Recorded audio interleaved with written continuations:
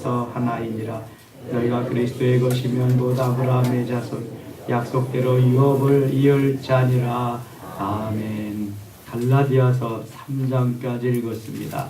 갈라디아서도 사도 바울의 저작이고 갈라디아인들에게 갈라디아 교회에 보낸 편지입니다.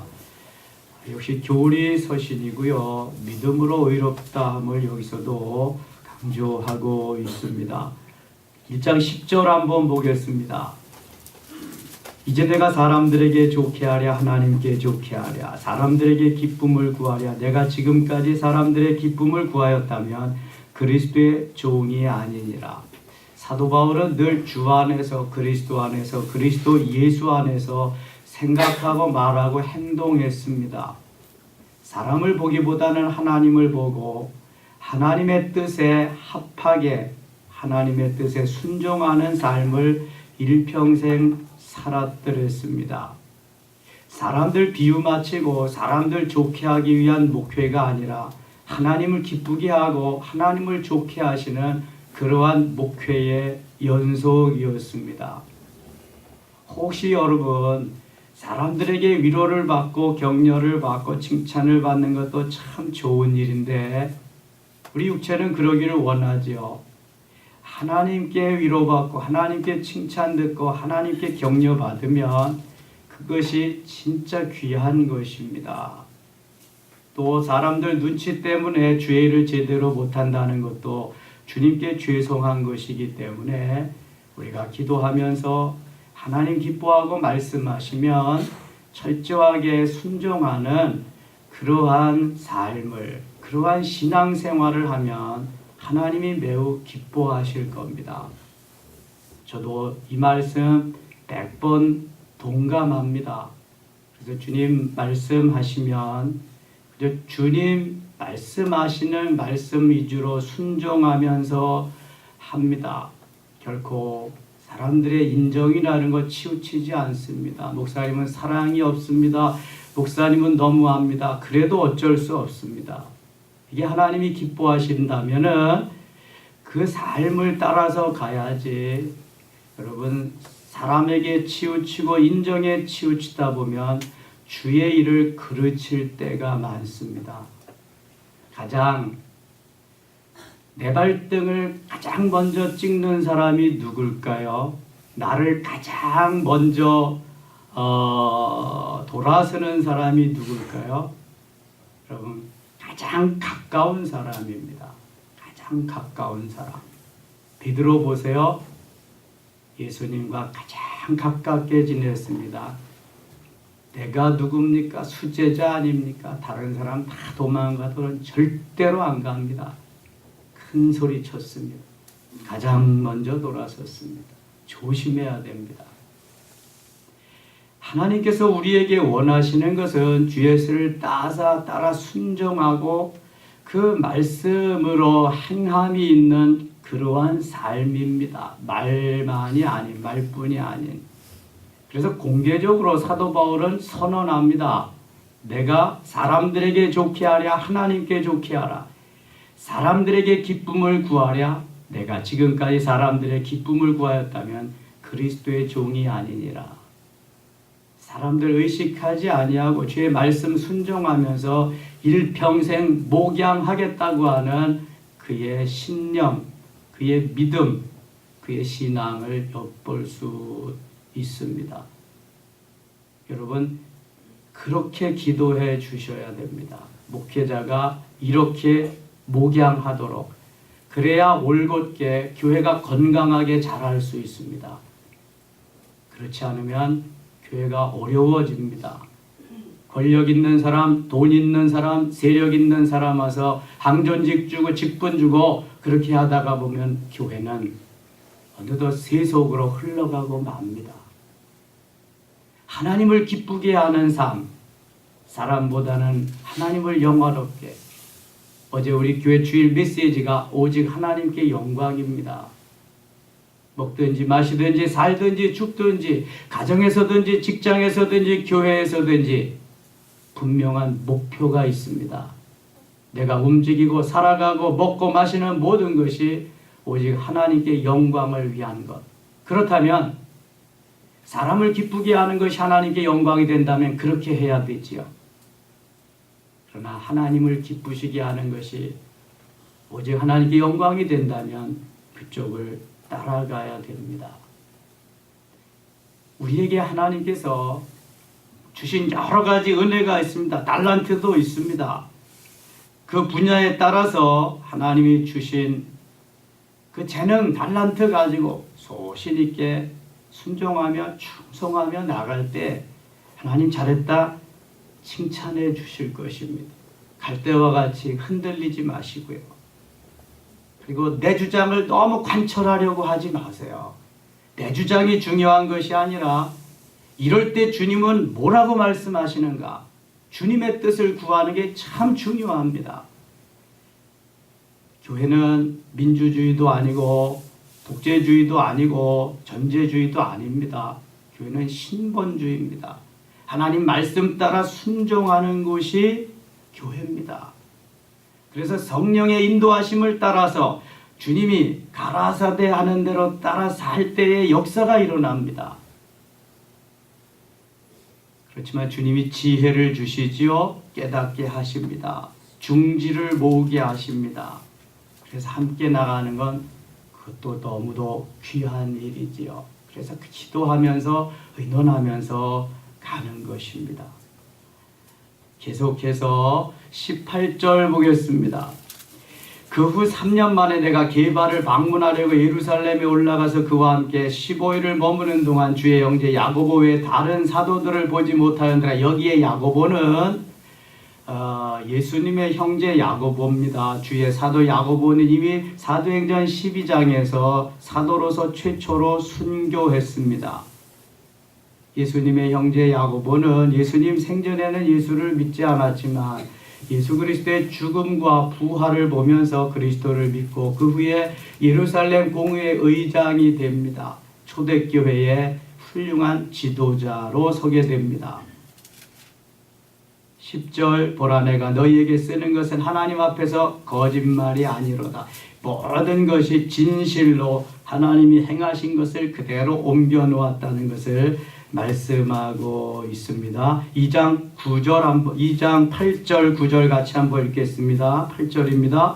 베드로에게 역사하사 그를 할례자의 사도로 삼으시니가 또한 내게 역사하사 나를 이방인의 사도로 삼으셨느니라. 9절 또 기둥같이 여기는 야고보와 게바와 요한도 내게 주신 은혜로 말미암아 나와 바나바에게 선교의 악수를 하였으니 우리는 이방인에게로 그들은 할례자에게로 가게 하려 함이라. 아멘.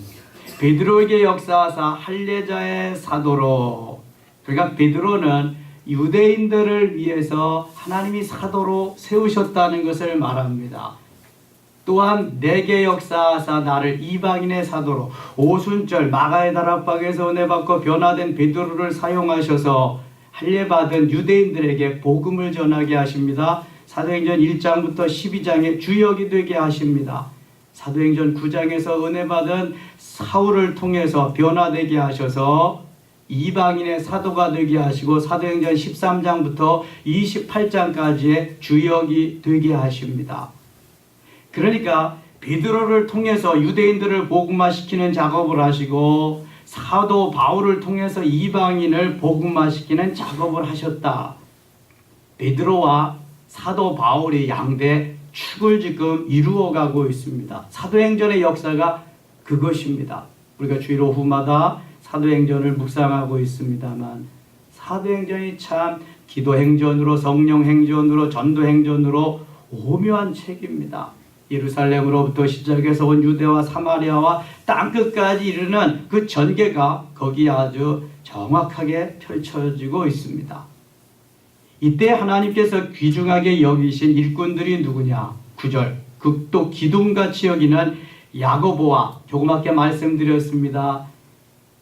사도 야고보는 사도행전 12장에서 이미 순교했고요. 예수님의 형제 야고보입니다. 게바와 요한도 내게 주신 은혜를 알므로 나와 바나바에게 친교의 악수를 하였으니. 기둥같이 여기는 야고보, 게바, 요한.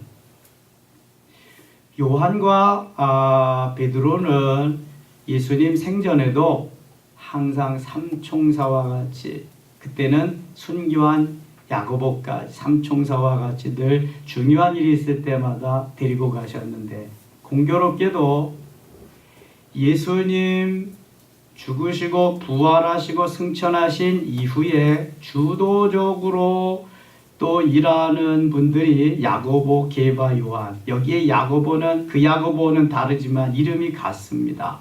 기둥같이 여겼다. 여러분, 기둥은 죽어야 기둥 될 수 있습니다. 살아서는 기둥이 될 수 없습니다. 베어다가 기둥을 세우는 거죠. 그 다음에 잘 다듬어져야 기둥이 될 수 있습니다. 고다야, 반듯해야 기둥이 될 수 있습니다. 힘이 있어야 기둥이 될 수 있습니다. 인내해야 기둥이 될 수 있습니다. 희생이 동반돼야 기둥이 될 수 있습니다.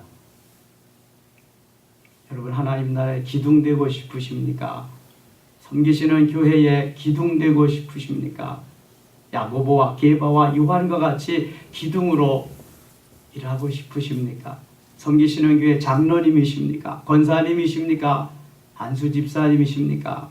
기둥 노릇해야 됩니다. 먼저 죽으십시오. 그 다음엔 올곧게 바르게 가십시오. 반듯하게 잘 다듬어져서 모델이 되십시오.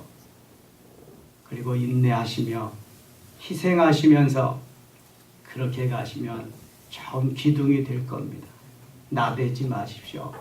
내 뜻을 자꾸 관철하려고 하지 마십시오. 하나님이 기뻐한 일에 순종하면서 가시다 보면 멋진 기둥 됩니다. 조만식 장로님과 같이 목회자가 뭐라고 해도 다 순종하여 받아들일 수 있는, 그때의 목회자는 자기 제자였습니다. 고등학교 때 스승이었습니다. 그런 제자로부터도 꾸중을 듣고 겸손히 나아갈 수 있는 장로님이 되신다면, 그런 중직자가 되신다면 기둥의 기둥 역할도 할 수 있습니다. 오늘날 필요한 목회자가 그러한 목회자요, 그러한 장로님들입니다. 하나님이 요구하시는 기둥 같은 일꾼들입니다. 다시 봅니다. 9절. 또 기둥같이 여기는 야고보와 게바와 요한도 내게 주신 은혜를 알므로, 기둥같이 여기는 세 제자도 사도 바울에게 역사하신 그 은혜를 다한다. 나와 바나바에게 친교의 약수를 하였으니 우리는 이방인에게로 그들은 할례자에게로 가게 하려 함이라. 바나바와 사도 바울은 이방인에게로, 헬라 문화권으로, 이방인에게로, 그리고 여기 야고보, 게바는 할례받은 유대인에게로 가서 복음을 전한다는 것입니다. 다만 우리에게 가난한 자들을 기억하도록 부탁하였으니 이것은 나도 본래부터 힘써 행하여 왔노라. 16절 같이 읽겠습니다. 사람이 의롭게 되는 것은 율법의 행위로 말미암음이 아니요 오직 예수 그리스도를 믿음으로 말미암는 줄 알므로 우리도 그리스도 예수를 믿나니 이는 우리가 율법의 행위로서가 아니고 그리스도를 믿음으로서 의롭다함을 얻으려 함이라. 율법의 행위로서는 의롭다함을 얻을 육체가 없느니라. 아멘. 로마서에서 계속 강조한 거 갈라디아에서도 또 말씀하십니다. 율법으로는 구원을 얻을 수 없습니다. 구원을 뭘로 얻지요? 믿음으로 얻습니다. 예수 그리스도를 하나님의 아들로, 구원의 주님으로, 메시아로 믿으면 구원은 받습니다. 이건 하나님의 말씀입니다. 진리입니다. 십자가의 한편 강도도 그 나라 임할 때 나를 기억해 주옵소서 그 한마디에 낙원에 이르렀다고 말씀하고 있습니다. 구원은 믿음으로 받지만 행함은 무엇으로 연결되지요? 상급으로 연결됩니다. 그래서 로마서에서는 계속 믿음으로 강조하지만 야고보서에서는 행함으로 연결된다는 거예요. 여러분, 믿음으로 구원만 받으면, 부끄러운 구원만 받으면 주님 앞에 가서 부끄러워서 어떻게 살겠습니까? 적어도 주님 앞에 가서 잘했다 칭찬받고 상급받는 삶이 우리 그리스도인의 삶이어야 된다는 것입니다. 그래서 야고보서에서는 행함이 계속 강조되는 겁니다. 동떨어진 복음이 아닌 것입니다. 구원받은 백성은, 믿음으로 구원받은 하나님의 자녀는 반드시 행함이 뒤따라야 된다. 행함으로 하나님 앞에 가서 상급받을 수 있어야 한다는 것입니다. 20절 같이 읽겠습니다. 내가 그리스도와 함께 십자가에 못 박혔나니 그런즉 이제는 내가 사는 것이 아니요 오직 내 안에 그리스도께서 사시는 것이라. 이제 내가 육체 가운데 사는 것은 나를 사랑하사 나를 위하여 자기 자신을 버리신 하나님의 아들을 믿는 믿음 안에서 사는 것이라. 아멘. 영성의 기본이라 그랬습니다. 다 따로 외우셔야 된다 그랬습니다.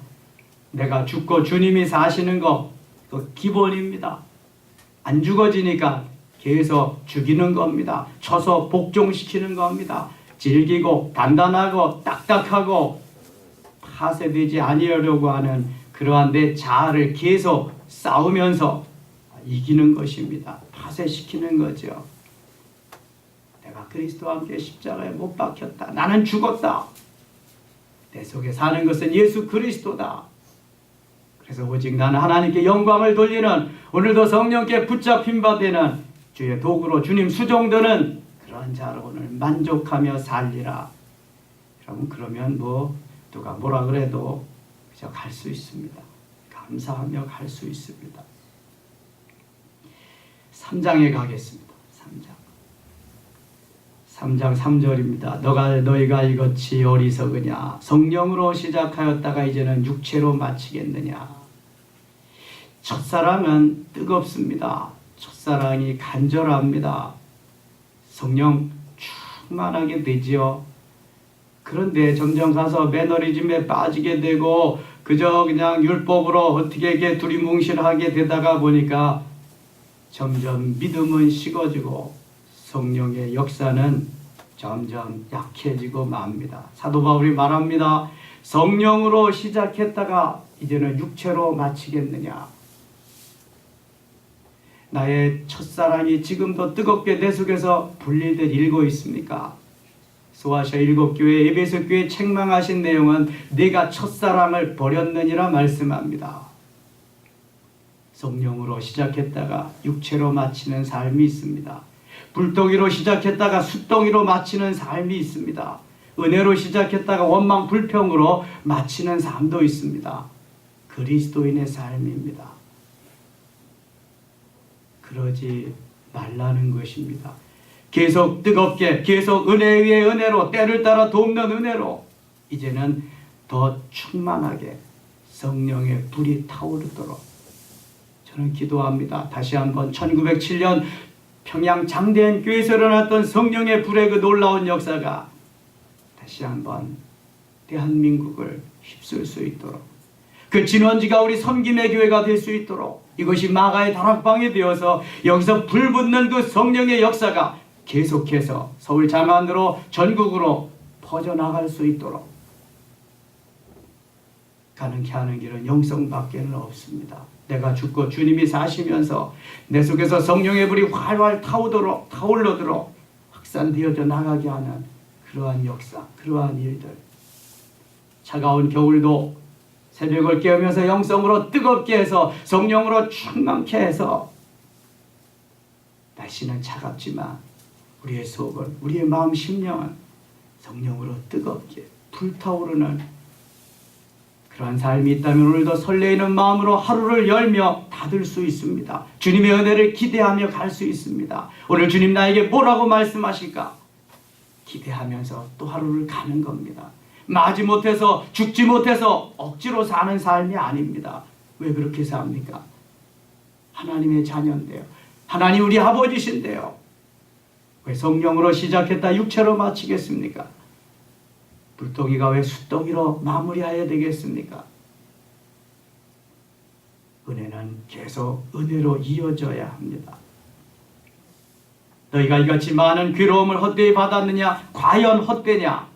5절 너희에게 성령을 주시고 너희가 가운데에서 능력을 행하시는 이의 일이 율법의 행위에서냐 혹은 듣고 믿음에서냐, 율법이냐 믿음이냐, 사도 바울은 지금 계속해서 저들에게 알려주고 있습니다. 가르쳐주고 믿음으로만이 의롭다함을 받을 수 있다고 강조하고 있습니다. 6절, 아브라함이 하나님을 믿음에 그것을 그에게 의로 정하셨다함과 같으니라. 창세기 15장 6절부터 보면은 아브라함이 하나님을 믿음에 하나님께서 이를 그의 의로 여기시고 그렇게 말씀합니다. 아브라함은 장차 오실 예수 그리스도를 바라보고 구원을 받습니다. 그것을 의로 여기셨다. 그런즉 믿음으로 말미암은 자들은 아브라함의 자손인 줄 알지어다. 계보로 할례 받은 자가 아브라함의 자손이 아니요 믿음으로 말미암은 자들이 아브라함의 자손이다. 예수님이 바리새인들에게 말씀하십니다. 독사의 자식들아, 내가 이 돌들로도 얼마든지 아브라함의 자손을 만들 수 있다 말씀하십니다. 믿음의 자녀가, 믿음의 자손이 아브라함의 자손이요 아브라함의 후손입니다. 또 하나님이 이방을 믿음으로 말미암아 의로 정하실 것을 성경이 미리 알고 먼저 아브라함에게 복음을 전하되 모든 이방인이 너로 말미암아 복을 받으리라 하였느니라. 그러므로 믿음으로 말미암은 자는 믿음이 있는 아브라함과 함께 복을 받느니라. 할렐루야. 믿음이 있는 자는 믿음의 조상 아브라함과 함께 아브라함이 받은 복을 받을 수 있다고 말씀합니다. 11절, 또 하나님 앞에서 아무도 율법으로 말미암아 의롭게 되지 못할 것이 분명하니 이는 의인은 믿음으로 살리라 하였습니다. 하박국 2장 4절에 오직 의인은 믿음으로 말미암아 살리라. 로마서 1장 17절에 바울이 인용해서 오직 의인은 믿음으로 말미암아 살리라. 3장 갈라디아 3장 11절에도 의인은 믿음으로 살리라. 여러분, 의인은 믿음으로 사는 것입니다. 의인은 예수 믿고 하나님 자녀된 하나님의 백성을 의인이라고 말합니다. 믿음으로 살아야 됩니다. 믿음으로 사는 것입니다. 율법은 믿음에서 난 것이 아니니 율법을 행하는 자는 그 가운데서 살리라 하였느니라. 그러나 율법이 필요 없는 것이 아닙니다. 율법은 초등교사가 되고 몽학선생이 된다고 깨우쳐 주십니다. 23절 24절 말씀 같이 읽겠습니다. 믿음이 오기 전에 우리는 율법 아래 매인바 되고 계시될 믿음이 때까지 갇혔느니라. 이같이 율법이 우리를 그리스도께로 인도하는 초등교사가 되어 우리로 하여금 믿음으로 말미암아 의롭다함을 얻게 하려 함이라. 아멘. 여러분, 율법은 뼈대가 되는 것입니다. 뼈대에 살이 붙고 힘줄이 생기고 혈관이 생겨서 그렇게 입체가 되어지는 거지, 뼈대가 없으면 그걸 할 수가 없습니다. 율법이 있어야만 그 위에 은혜의 살이 덮여지는 것입니다. 그래서 율법을 뭐라고 정의를 했느냐 하면은 율법이 우리를 그리스도께로 인도하는 초등교사가 돼. 전의 성경은 뭐라 그래요? 몽학선생이 된다. 깨우쳐주는 선생이 된다. 초등교사는 기초적인 것을 깨우쳐주는 선생님이잖아요. 율법이 바로 초등교사, 몽학선생이 된다는 거예요. 그럼 율법이 필요하다는 거예요? 필요 없다는 거예요? 필요하다는 거예요. 그러면 초등학교를 지나지 않고 중고등학교 갈 수가 없습니다. 월반을 해도 그렇게 뛰어가는 건 없습니다. 율법이 있어야 우리를 깨우쳐주고 죄에서 놓이게 하고 깨닫게 해서 은혜로 이끌어 주신다는 것입니다. 그래서 율법도 필요하다, 필요치 않다, 필요하다. 율법을 깨우쳐주는 초등교사가 된다. 몽학선생이 된다. 우리로 하여금 믿음으로 말미암아 의롭다함을 얻게 하기 위해서 율법은 존재한다는 것입니다. 그게 있어야 믿음으로 의롭다 하게 받는데 꼭 필요한 것이다.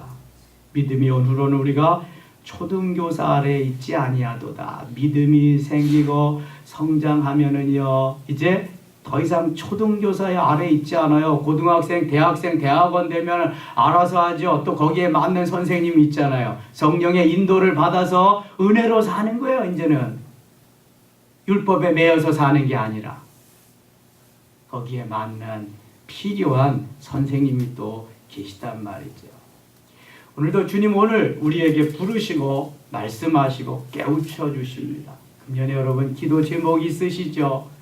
주님께 영광을 돌리는 아름다운 기도, 그리고 꼭 이루어 주시도록 제가 어제 메시지에 그렇게 전했습니다. 이제 나는 기도할 게 별로 없다. 제가 기도하던 거 하나님 다 이루어 주시고 이제는 오직 우리 성도들이 아름답게 잘 만들어져서 주님 앞에 가서 상급받는 그런 삶을 살도록 내 기도는 그거밖에 없다.